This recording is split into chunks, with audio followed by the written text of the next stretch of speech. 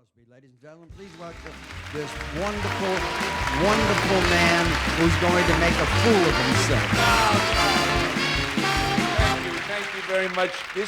I am so delighted to be back because this is the most wonderful telethon for the most wonderful reason. But can I tell you something?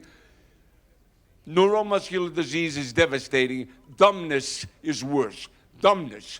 I wish you would host a telethon for dumbness because it's rampant. I was in my bank last week, Bob, I swear. I said to the teller, would you do me a favor? Would you check my balance? She said, sure, and she pushed me. I was having dinner here last night. I said to the waiter, could I have a bottle of wine, please? He said, what year, sir? I said, I want it now. Dumbness. I went to the post office. There's a sign on the door. It says, no dogs allowed except seeing eye dogs. Can I ask you something?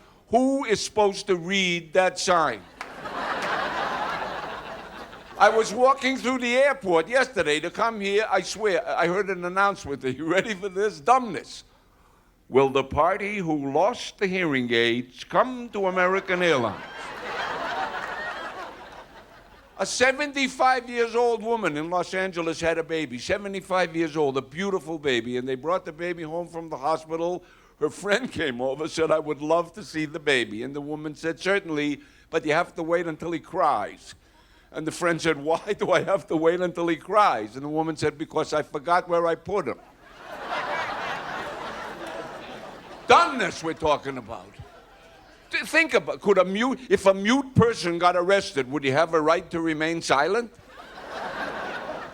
If cannibals were eating a comedian, could one turn to the other one and say, does he taste funny to you?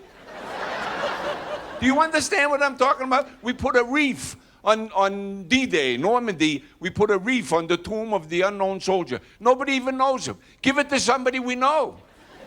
In Israel, I was in Israel doing a picture.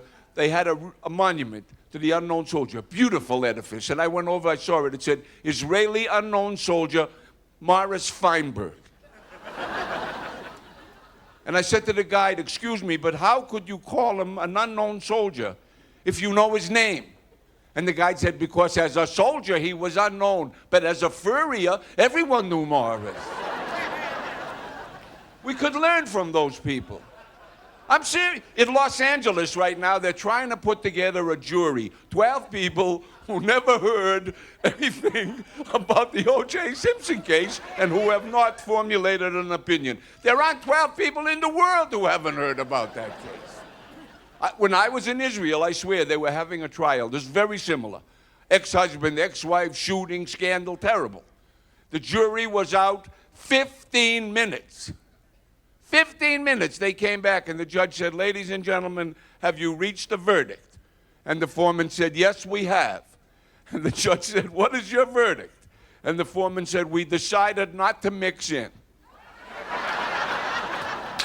I'm talking dumbness. Joni and I, my wife and I were having dinner. Where's Sam? In Beverly Hills, I swear, a week ago in a restaurant with Checky and Marie and Jack and Roxanne. We made like a whole thing. Sitting next to us was a nice couple having dinner. In the middle of the meal, the man slid under the table, and the woman kept eating. And a waiter walked over to the table. He said, excuse me, ma'am, but your husband just fell under the table. And the woman said, no, my husband just walked in the front door.